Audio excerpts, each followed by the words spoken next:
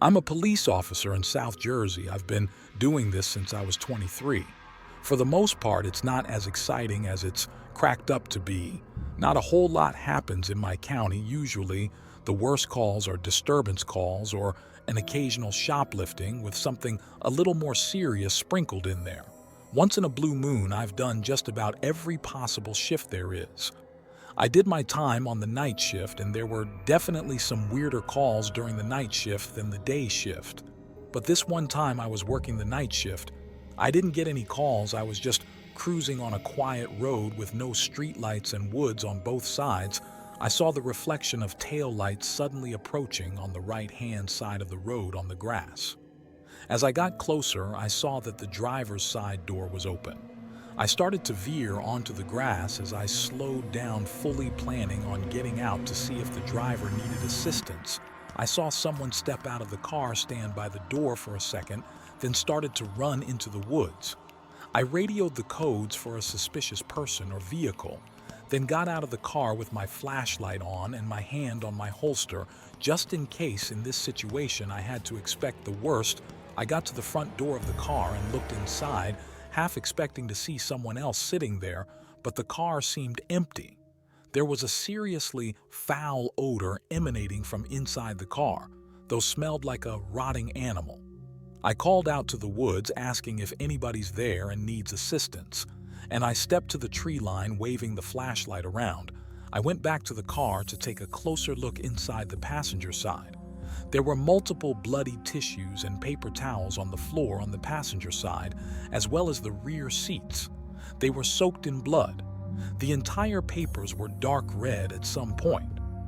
While looking inside the car, I heard footsteps inside the woods, spun around with my flashlight and yelled, "Come out of the woods, I didn't see anyone, someone was hiding in there." And that was confirmed when I heard a deep voice somewhere beyond the trees and shrubs. I had no idea what the voice said. I responded, saying, "Show yourself, are you hurt?" I prepared to unholster my gun as I walked a little closer. I repeated myself, asking, "Are you hurt?" No response. The voice I heard before didn't sound like a person in pain. Bleeding out, additionally. Why would they run into the woods upon seeing a police car? Something was way off. I went back to the car and requested assistance. I noticed as I investigated the car further that it had no plates. And when I went back inside of the rear, I found something that made me almost puke from shock. There was something heavy wrapped in bloodied paper towel. I unwrapped it with my gloves on to find a severed hand. And it took me a hot second to realize what it was because it was completely dark red soaked in blood.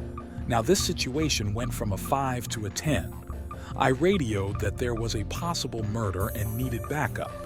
I now put my cruiser's lights on to help other officers more easily identify my location. When backup arrived, we did a thorough search of the woods looking for possible blood trails. Nothing though, there were not even any blood trails leading from the car, which meant that the hand and blood on the tissues I found may not have been from the person who I saw run into the woods. Eventually, the K-9 unit had to come and search for the person. Hours upon hours went into the search, well past on, turning up nothing. The vehicle was taken into custody. It had been reported stolen by a resident of a nearby town who said he had no idea who could have stolen his car. Fingerprints had been collected from the steering wheel, and DNA testing had been done on the hand. There was not a single match to anybody in the database to this day. There was never any progress in finding out who the driver of that car was and whose severed hand that was.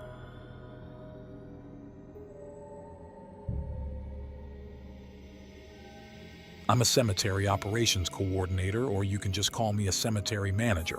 Part of my job is sitting down with guests and family members of the deceased to set up funerals, facilitate the sales of plots, etc. A 30-something-year-old man named Antonio, very spiritual man, once sat down with me to purchase a plot for his sick father who was in hospice care. Antonio was a Hispanic man with a very thick accent, and I saw in his eyes he was a very caring man. He showed me pictures of his father, who also looks like a very sweet man, much too young to be taken away from his family. But unfortunately, The man's time came that same week, and Antonio arranged for his father's funeral service at the cemetery.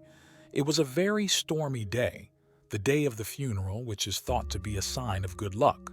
The funeral procession stopped in front of the front office building briefly. I stepped outside under the front awning of the building and saw Antonio in the car behind the hearse. We waved at each other due to the weather. I went back inside until the procession was ready to proceed to the burial site. I got in one of the cemetery pickup trucks and followed the procession to the final stop where I would stand with my umbrella supervising, as part of my job is making sure funeral services go smoothly. After the funeral, I did some laps around the place in the truck just to survey the area, as I did at least a couple times a day. I had a lot of paperwork to take care of, and on top of this, I had to close the cemetery that night, so a little later. I went back to my desk and took care of this. The cemetery closes at 5:30, so as soon as it started to get dark, I drove around the place one more time to ensure all visitors had left, then drove over to the front gate to shut it. It was a relatively warm early March. The days were still on the shorter side, so by closing time on a normal day, it would already be getting darker. But on this stormy-ass day, it already felt like it was nighttime. I was driving back to my office when I thought I saw someone hurriedly walking down one of the lanes of tombstones before turning behind a hedge and disappearing out of sight. I beeped my horn so as to let them know the place was closed. But strangely enough, I didn't see them again. I grabbed my umbrella and ran out into the rain. In that direction, I turned beyond the hedge. He turned at and looked down this long row of tombstones on one side and hedges on the other. I didn't see anyone. I looked around in the rain for a solid 20 minutes, but eventually I had to give up. I drove back up to the office and browsed through the CCTV footage. None of it picked up on any unusual movement, even though it was a bit harder to see much because of the storm, and it was also pitch black outside now. I tried to multitask, keeping an eye on the camera while finishing up some of my paperwork, when I heard the front door to the visitation room slam shut. I sprang up from my chair and yelled, "Hello." My first thought was that it was the same person I saw before. Maybe they got locked in the cemetery and were looking for assistance in leaving. I stepped out into the lobby, but no one was there. I looked around and again said hello. Maybe the door slamming shut was them leaving. I started looking out all the windows, and I stopped when one of them I saw someone on the other side looking back at me with a blank expression. I jumped back and screamed, and they didn't flinch. I stepped closer and made a squinty-eyed, confused look when I realized I recognized this Hispanic, older-looking man in my head. It reminded me exactly of the pictures of Antonio's father he showed me, with my heart and my throat. I ran out the front door of the building and to the side where I saw the man, but he was gone. He wasn't booking it into the fields. He wasn't hiding in a bush. Nearby, he was gone, and looked around me as I stood in the rain getting soaked, then ran back inside, packed up my things, locked up, and got my car. I opened and closed the gate once more, locking it behind me, and drove home when my wife asked me at home why I was being so quiet. I just told her long day at work to this day. I think I was just overworking myself and my mind was playing tricks on me. But it still is genuinely disturbing to think about.